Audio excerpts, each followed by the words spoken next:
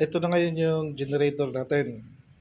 Bale, ang experimentation ko ngayon, ah, dalawang full wave ang gagamitin ko. Dalawang magnetic pole, full wave ko na dalawang RR na pang full wave. Dito, sa isang full wave na to, sa isang magnetic pole, nakaka-achieve siya ng 15 to 16 volts.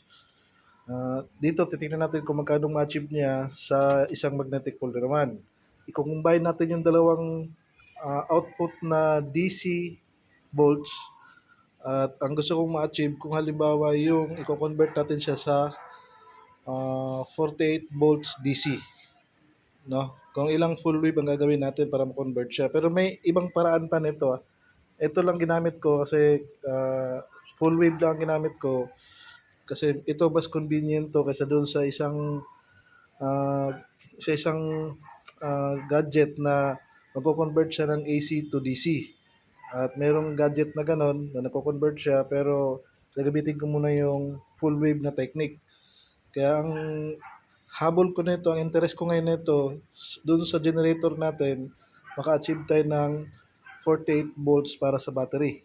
Kasi ang battery kakabit natin is 48 volts. Isang experimentation naman to. Itong ginagamit kong generator ngayon, pang 220 volts naman siya. Convert lang natin siya sa 48 volts DC.